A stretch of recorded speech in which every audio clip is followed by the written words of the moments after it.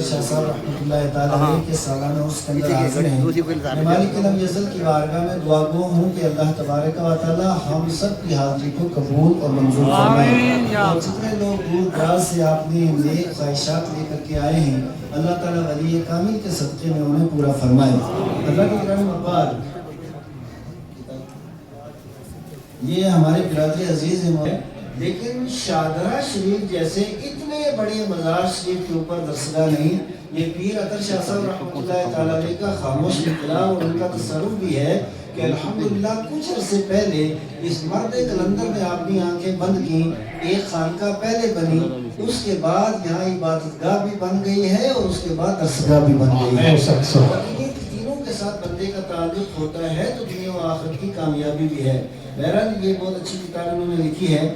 میں یہ دو کتابیں مجھے دی ہیں، ایک کتاب میں یہ پیش کرتا ہوں حضرت مولانا سید شاہد حسین بخاری صاحب کی خدمت میں، اور دوسری کتاب حضرت مولانا حافظ عبدالمجید مدنی صاحب کی خدمت۔ نعرہ تکبیر۔ قرآن حکیم میں ارشاد فرماتا ہے والعصر، زمانے کی قسم، اور اس والعصر کی تشریح و توضیح اور اس کی تفسیر بہت سے علماء کرام نے مختلف انداز کے اندر بیان فرمائی ہے، اور سب سے جو تشریح اور تفسیر جو توضیح ہمیں پسند آئی وہ یہ ہے کہ یہ عصر کا مطلب ہوتا ہے زمانہ، اور اس زمانے سے مراد مصطفیٰ کریم علیہ السلام کا زمانہ ہے، اس لیے کہ نبی پاک علیہ السلام کے زمانے کے ساتھ جس کو نسبت ہو گئی وہ بھی لاجواب ہو گیا، اور نبی پاک علیہ السلام کی شہر کے ساتھ جس کو نسبت ہو گئی وہ بھی لاجواب ہو گیا۔ نبی پاک علیہ السلام کی جس جگہ نبی پاک علیہ السلام پیدا ہوئے وہ جگہ بھی لاجواب، جہاں پہ وصال فرمایا وہ جگہ بھی لاجواب، اور جہاں پہ قدم رکھا وہ جگہ بھی لاجواب، اور جہاں پہ نبی مکرم صلی اللہ علیہ وسلم اس وقت آرام فرما ہیں، اور آقا کریم علیہ السلام کے بدن مبارک کے ساتھ جو مٹی لگتی ہے، آپ اٹھا کر دیکھیے شفا شریف جو حضرت علامہ امام قاضی اعجاز رحمۃ اللہ تعالیٰ علیہ کی ہے، وہ فرماتے ہیں کہ نبی پاک علیہ السلام کے ساتھ بدن مبارک کے ساتھ جو لگنے والی مٹی ہے یہ خانہ کعبہ سے بھی افضل ہے، عرش اعظم سے بھی افضل ہے۔ آپ سمجھ سکتے ہیں کہ جس بدن مبارک کے ساتھ لگی ہوئی مٹی کا یہ عالم ہے، تو وہ نبی پاک علیہ السلام کا خون جہاں جہاں تک پہنچا اس کی شان اور عظمت کا عالم کیا ہوگا۔ حضرات گرامی وقار، میں آپ کی بارگاہ میں یہ عرض کروں کہ رب تعالیٰ ارشاد فرماتا ہے والعصر، زمانے کی قسم۔ اب زمانے کی قسم یاد فرما کر کے رب قدوس نے ارشاد فرمایا ان الانسان لفی خسر، یہ انسان وہ ہے جو عزت والا بھی ہے، یہ انسان وہ ہے جو مکرم بھی ہے، یہ انسان وہ ہے کہ ساری دنیا کے سارے عہدے اللہ تعالیٰ نے اسی انسان کو عطا فرمائے ہیں۔ آپ دیکھیے کہ پوری دنیا کے اندر ایک بھی گدھا آپ کو وزیر اعلیٰ نہیں ملے گا، ساری دنیا کے اندر ایک بھی گدھا آپ کو وزیر اعظم نہیں ملے گا، ساری دنیا کے اندر ایک بھی جنرل آپ کو صدر جمہوریہ کسی ملک کا نہیں ملے گا، ساری دنیا کے اندر ایک بھی چوپایا آپ کو کسی علاقے کے اندر چیف جسٹس نہیں ملے گا۔ یہ الگ بات ہے کہ کئی وزیر اعلیٰ گدھوں سے بڑے گدھے ہیں، اس بحث کے اندر میں نہیں جاؤں گا، اور کئی وزیر اعظم وہاں گدھا بھی شرماتا ہے کہ حضور والا وہ حماقت تو میں نہیں کر سکا جو حضرت اس کرسی کے اوپر بیٹھ کر کے کر رہے ہیں، لیکن میں اس بحث کے اندر بھی نہیں جاؤں گا۔ لیکن اتنی بات یاد رکھیں کہ پوری دنیا کے اندر آپ گھوم جائیے، جتنے بڑے بڑے عہدے ہیں، چاہے وہ سیاسی عہدے ہوں، چاہے وہ مذہبی عہدے ہوں، چاہے وہ رفائی عہدے ہوں، چاہے وہ سماجی عہدے ہوں، ہر ایک عہدہ اللہ تبارک و تعالیٰ نے انسان کو عطا فرمایا ہے، اور پوری دنیا کے اندر انسان کو یہ شرف حاصل ہے کہ پوری دنیا کے جتنے جانور ہیں وہ جب کھانا کھاتے ہیں تو وہ اپنا منہ کھانے کی طرف لے جاتے ہیں۔ انسان کو اللہ نے وہ عزت عطا فرمائی ہے کہ انسان منہ کو کھانے کی طرف نہیں لے جاتا ہے بلکہ کھانا اس کے منہ کی طرف آتا ہے۔ یہ بھی شرف اللہ تعالیٰ نے انسان کو عطا فرمایا ہے۔ یہ اتنا مکرم انسان جس کے بارے میں رب قدوس ارشاد فرماتا ہے وَلَقَدْ كَرَّمْنَا بَنِي آدم، کہ ہم نے اولاد آدم کو سب سے زیادہ مکرم بنایا ہے۔ یہ سارے عہدے دینے کے بعد بھی میرا رب ارشاد فرماتا ہے ان الانسان لفی خسر، کہ بے شک یہ انسان گھاٹے میں ہے۔ یا اللہ یہ گھاٹے میں کیا ہر ایک انسان ہے؟ اس لیے کہ بہت سے لوگ اس دنیا کے اندر ایسے ہیں جو قرآن حکیم کی آیت پڑھتے ہیں تو ادھوری آیت پڑھتے ہیں، پوری آیت نہیں پڑھتے، ایک ٹکڑا پڑھ لیتے ہیں۔ جیسے ایک طبقہ اسی دنیا کے اندر ہے جو کہتا ہے نبی پاک علیہ السلام بشر ہیں۔ ہم نے کہا دلیل کیا ہے؟ ہے وہ انہوں نے بھی وہی ادھوری آیت پڑھی انما انا بشر مثلکم. ہم نے کہا الو آگے بھی تو پڑھ لے. میرا رب ارشاد فرماتا ہے میرے محبوب دو اعلان کر لیجئے. ایک اعلان یہ ہے کہ ظاہری شکل و صورت میں تمہاری طرح ہوں لیکن کوئی اپنی طرح نہ سمجھے. یوحا الیہ ہوں تو تمہاری طرح لیکن جبریل خادم و نوکر بن کے میری بارگاہ میں بھی آتا ہے. بے شک بے شک. اب یہاں پہ رب قدوس ارشاد فرماتا ہے ان الانسان لفی خسر. انسان گھاٹے کے اندر ہے. کیا ہر انسان گھاٹے کے اندر ہے؟ تو رب قدوس نے اعلان فرمایا نہیں ہر انسان نہیں کہ ہر انسان الانسان لفی خسر الا الذین آمنوا وعاملوا الصالحات. اب یہ چار صفات قرآن حکیم نے بیان فرمائی ہیں. پہلا وہ جو ایمان والا ہے وہ گھاٹے میں نہیں ہے.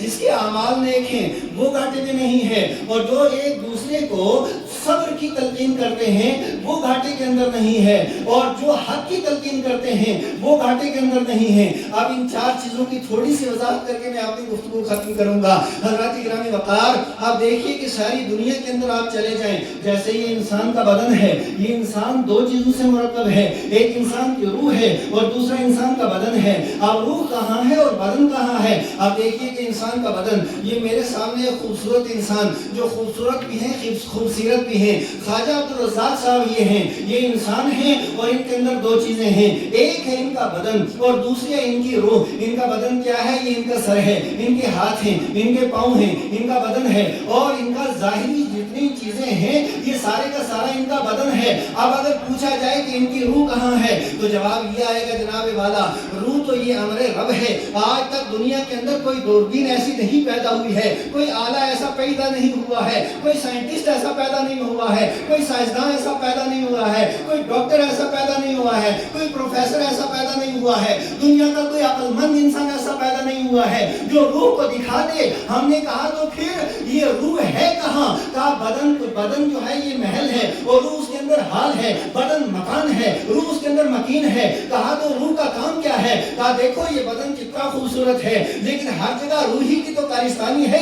انسان کا چہرہ چمکتا ہے روح کی وجہ سے ہاتھ کام کرتا ہے روح کی وجہ سے دل کام کرتا ہے روح کی وجہ سے دماغ کام کرتا ہے روح کی وجہ سے پورا بدن کام والا ہے روح کی وجہ سے. جب تک روح اندر رہتی ہے بدن کام کا ہوتا ہے اور جب روح نکل جاتی ہے بدن بیکار ہو جاتا ہے. پتا کیا چلا انسان کے سارے بدن انسان کا چہرہ خوبصورت ہے تو روح کی وجہ سے روح نہیں تو انسان کا بدن کسی کام کا نہیں ہے. اسی طریقے سے آپ درخت کو لے لیں درخت کے اندر دو چیزیں ہوتی ہیں. ایک درخت زمین کے اوپر ہوتا ہے اور کچھ حصہ زمین کے اندر ہوتا ہے. زمین کا اندر والا حصہ نظر نہیں آتا اوپر والا حصہ نظر آتا ہے. جو اوپر ہوتا ہے اسے پودا اور درخت کہا جاتا ہے جو زمین کے اندر ہے اسے جڑ کہا جاتا ہے. لیکن دیکھیے پودا کتنا خوبصورت ہے. موسم بہار آنے دیجئے سارا علاقہ جب ہرا بھرا ہو جاتا ہے اور درخت کے ساتھ پھول لگتے ہیں اس کے بعد پھل لگتے ہیں ہر درخت پیارا لگتا ہے لیکن پھول کے اندر کارستانی جڑ کی ہے پھل کے اندر کارستانی جڑ کی ہے پتے کے اندر کارستانی جڑ کی ہے ٹہنی کے اندر کارستانی جڑ کی ہے لیکن یہ جڑ نظر نہیں آتی.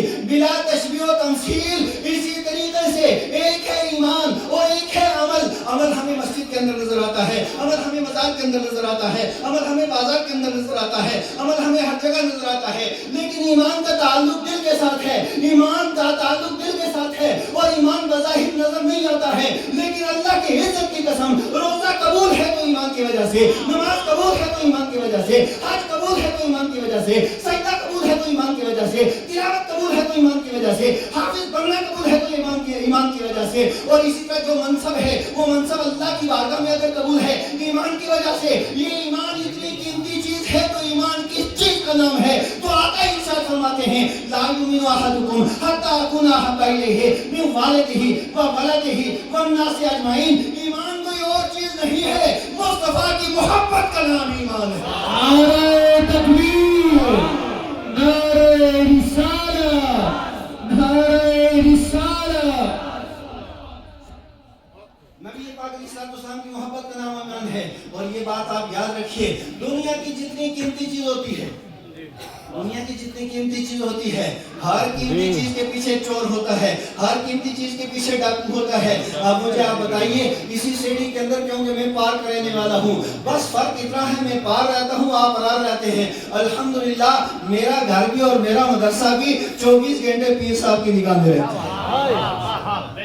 میں آپ سے یہ عرض کروں ہم وہاں سے زیارت کرتے رہتے ہیں یہ یہاں سے نگاہ ڈالتے رہتے ہیں، ہم فیض لینے والے یہ فیض لینے والے۔ میں آپ سے یاد کروں، آپ دیکھیں ذرا، سمجھیں اس بات کو، ایمان یہ اتنی قیمتی چیز، اور ہماری ساری علاقے کے اندر سیڑھی جوانا آر پار، سیڑھی خواجہ اور جتنے یہ محققات ہیں اس علاقے کے، ہمارے یہاں رواج یہ ہے کہ جس کے پاس قیمتی چیز ہو، قیمتی چیز یہاں کیا ہے کہ لوگوں کے پاس سونا بھی ہے، چاندی بھی ہے، پیسے بھی ہیں۔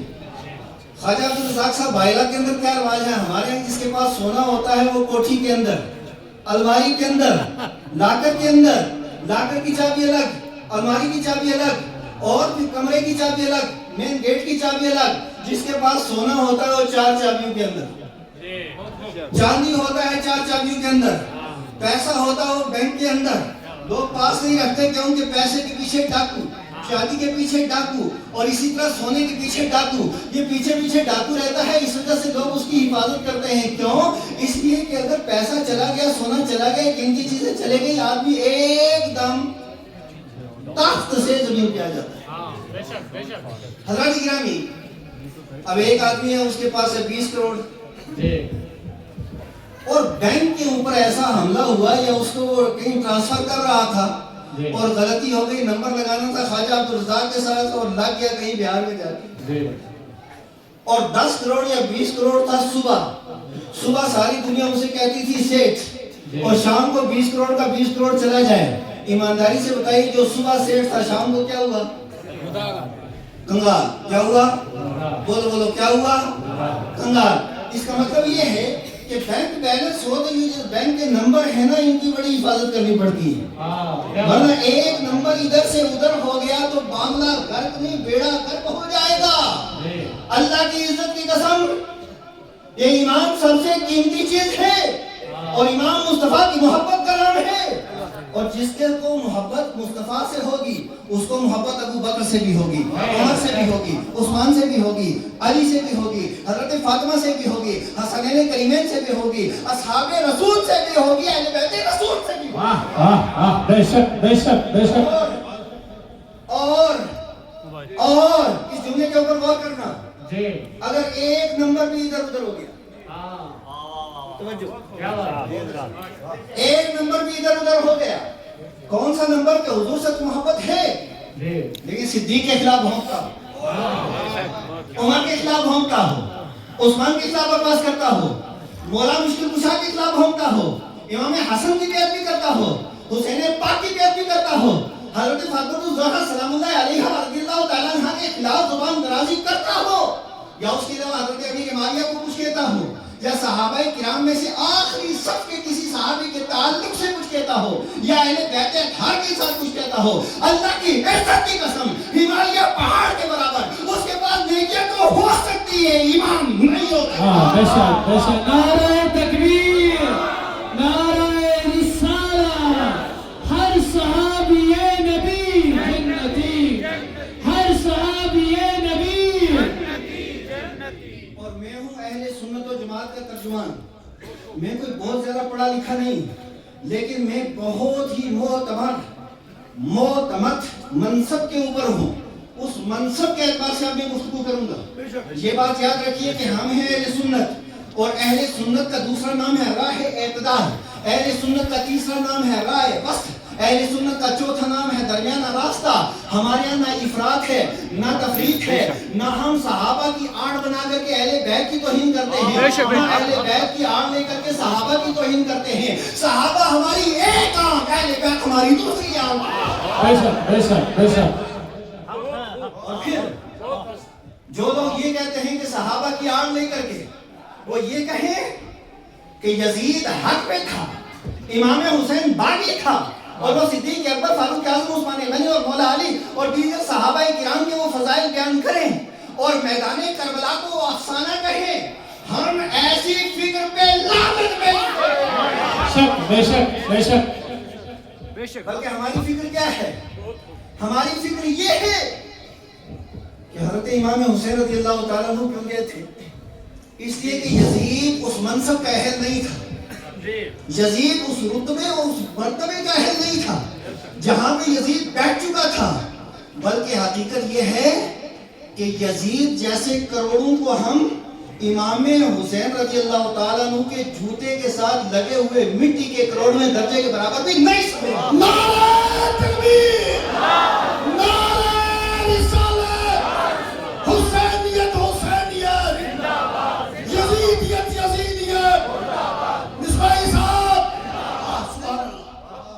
اور جناب اس دربار میں نوکروں کے نعرے نہیں لگتے. زور سے وہ پیر اطہر شاہ صاحب زندہ باد. میں آپ سے یہ عرض کروں، یہ سنیت ہے جو میں بیان کر رہا ہوں.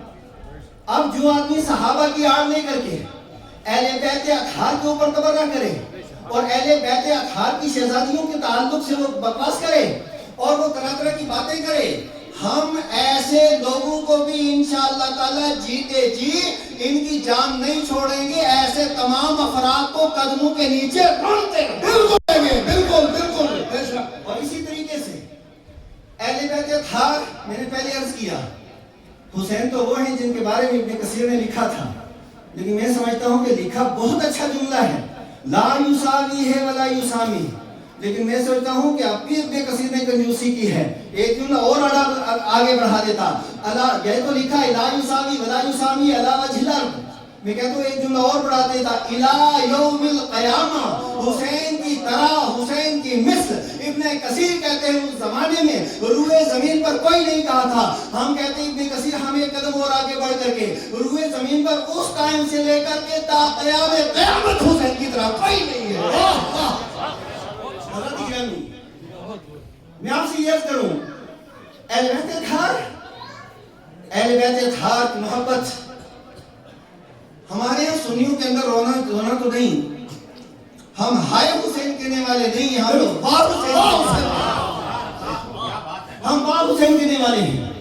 لیکن اس کے باوجود جس وقت واقعہ کربلا پڑھا جاتا ہے، یہ سنی یہاں بیٹھے ہوئے ایمانداری سے بتائیے کہ ایک عالم بھی ایسا ہے جس کی آنکھوں سے آنسو نہ آئے.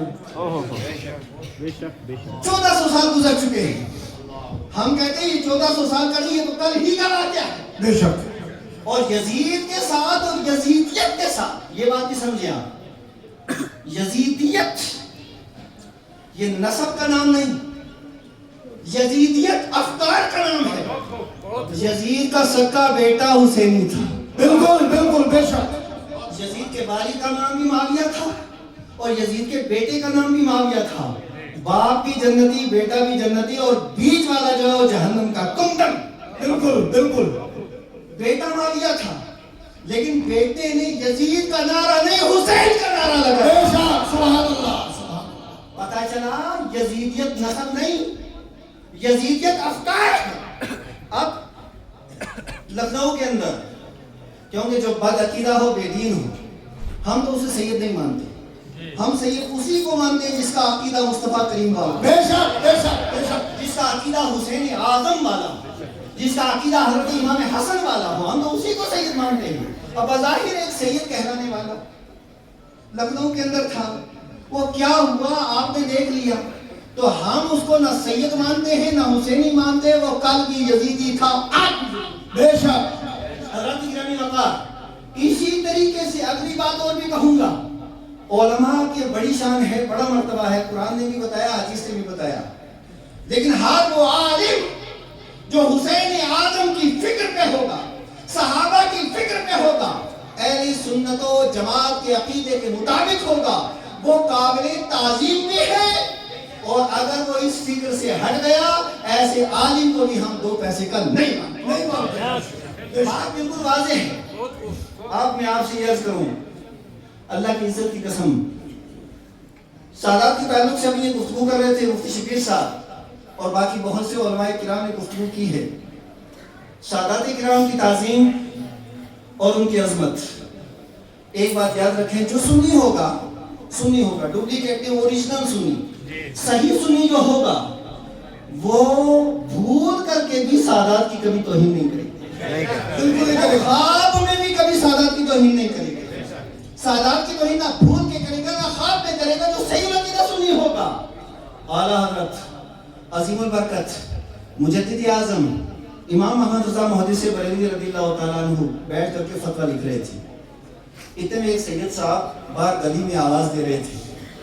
زمانہ ایسا ہے نا، حالات زمانہ اتنے بے رحم ہوتے ہیں، کہ کس کو کب کیا بنا دے کوئی پتہ نہیں ہوتا. اور وہ سید صاحب آئے اور ایک ان کا بھی ایک شاہانہ انداز تھا.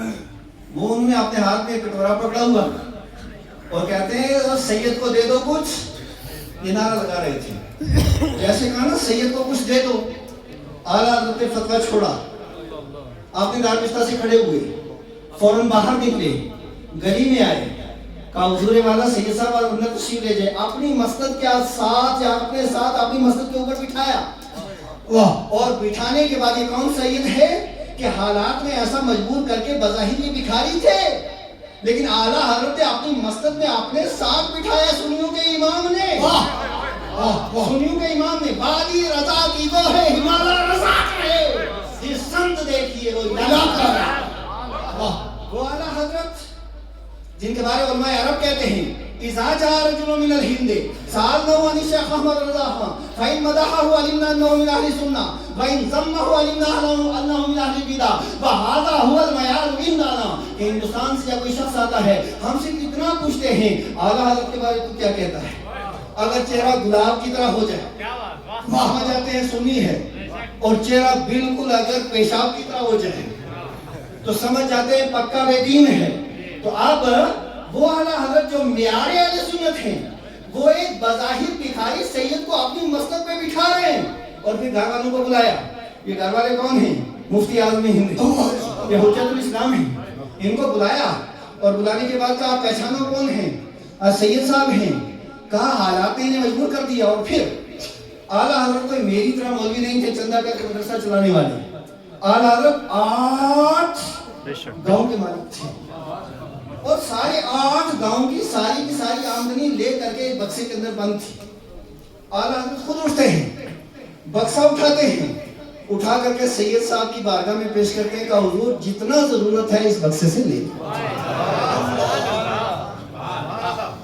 لیکن وارث سید, اللہ کی عزت کی قسم, سید اتنا سخی بھی روئے زمین پر کوئی نہیں ہوتا. آپ ذرا دیکھیں نا, ہر نے سخاوت کی ہے, لیکن حسین جیسا سخی ہے کوئی؟ اسلام نے کہا تھا نا مجھے ایک بیماری لگ گئی ہے اور اس بیماری کو ایک ڈوز کی ضرورت ہے, وہ ڈوز میری بیماری کو ختم کر دے گی. حسین نے کہا تھا میرے اسلام میرے نانے جانے کے لائے ہوئے چمن, کس ڈوز کی ضرورت ہے, کس دوا کی ضرورت ہے؟ تو اسلام نے کہا تھا مجھے علی اکبر کی ضرورت ہے, علی اصغر کی ضرورت ہے, اون کی ضرورت ہے, محمد کی ضرورت ہے, قاسم کی ضرورت ہے, حسین تیری ضرورت ہے. حسین اعظم نے ارشاد فرمایا تھا سب کچھ دیا جائے گا تجھے بچایا جائے گا. ایسی سخاوت اگر کائنات میں کسی نے کی ہو تو بتائیں. اب سید بھی سخی, اور پھر سید کو تو کوئی پرواہ رہتی نہیں نا, کیونکہ حضرت امام حسین رضی اللہ تعالیٰ عنہ صرف اگر یزید کے ہاتھ میں ہاتھ دے دیتے وہ گورنر بن سکتے تھے اور ان کے پاس پیسہ روپیہ سب کچھ ہو سکتا تھا, یزید کے بعد خلیفہ بھی بن سکتے تھے. لیکن حق کی سرداد نہ تھا, دست یزید حق کا کے بنا الہ الہ حسن. امام حسین اپنے آپ کو بچا لیتے لیکن اسلام کمزور ہو جاتا. حسین نے اپنے آپ کو نہیں بچایا ہے, مصطفیٰ کریم کے مشن کو بچایا ہے. وہ سید صاحب وہ بالکل کمزور سید, بظاہر ماننے کے اوپر حالات زمانے نے انہیں مجبور کیا. اعلیٰ حضرت نے بٹھا کر کے سارا پیسہ جب سامنے رکھا, کہا سید صاحب اٹھا لیجئے. سید صاحب کی کمال بے نیازی, سید صاحب نے کہا حضور والا میں ہر بندے سے صرف چوانی لیتا ہوں. انہوں نے صرف پورے پیسوں میں سے چوانی اٹھائی اور باقی کہا یہ سارا مال آپ کے لیے. اعلیٰ حضرت نے پھر وصیت کی کہ آج کے بعد حضور جب بھی آپ کو آنا ہو آواز لگانے کی ضرورت نہیں, یہ گھر آپ کا ہے. پھر ان کو کھانا کھلایا, نئے کپڑے دیے, جو نذرانہ دینا تھا وہ دیا, اور کہا آج کے بعد جو بھی ضرورت ہو حضور والا گلیوں میں جانے کی ضرورت نہیں, یہ خادم محمد رضا حاضر ہے. حضرت گرامی وقار, میں یہ عرض کر رہا تھا کہ اہل بیت اطہار کو تو سنی اس طریقے سے مانتے ہیں, لیکن کوئی آدمی مشرق کا ہو, مغرب کا ہو, شمال کا ہو, جنوب کا ہو, اپنی بدعمالیوں کو وہ دبانے کے لیے, ان کے اوپر پردہ ڈالنے کے لیے, اب اگر وہ یہ سمجھے کہ میں سادات کی آڑ لے کر کے علماء پہ تبرہ کروں گا, سادات کی آڑ لے کر کے صحابہ پہ تبرہ کروں گا, سادات کی آڑ لے کر کے میں امیر معاویہ پہ تبرہ کروں گا, سادات کی آڑ لے کر کے میں اساطین امت کے اوپر تبرہ کروں گا, اللہ کی عزت کی قسم ایسے افکار کو بھی پاؤں کے نیچے روچ کے رکھے گا. ہم نہ صحابہ کی آڑ لے کر کے اہل بیت اطہار کو برا بلا کہنے دیں گے، نہ اہل بیت اطہار کی آڑ لے کر کے اساطین امت اور معتقدات اہل سنت کے اوپر کسی کو حملہ کرنے دیں گے۔ اور پھر یاد رکھیں، الحمدللہ میں تو مبارکباد دیتا ہوں، میرے یہ دوست بھی ہیں، میرے بھائی بھی ہیں، میرے بڑے بھی ہیں، میرے بزرگ بھی ہیں، سید بھی ہیں، سید عابد شاہ صاحب، میری ان سے بات ہوتی رہتی ہے۔ اللہ کی یہ بھی ایک نعمت ہے، اور آپ دعا کرو کہ اس خاندان کے اندر اللہ تبارک و تعالیٰ نے ایسا شہزادہ بھی پیدا کیا ہے، ان کے افکار سنیں۔ الحمدللہ وقت آئے گا، ہم ہوں کہ نہ ہوں، یہ سید اطہر شاہ صاحب کی زیارت انشاءاللہ تعالیٰ پورے جموں کشمیر کے لیے ایک ماڈل بنے گی۔ یہاں مدرسہ بھی ہوگا، یا اسکول بھی ہوگا، یا عالیشان مسجد تو ہے، یہ اور اچھی عالیشان ہوگی، زیارت بھی عالیشان ہوگی، لنگر بھی چلے گا، اور اسی خانقاہ سے مصطفیٰ کا مشن آگے بڑھے گا انشاءاللہ۔ اور میں آپ سے یہ عرض کروں، ابھی جس طریقے سے سید فاضل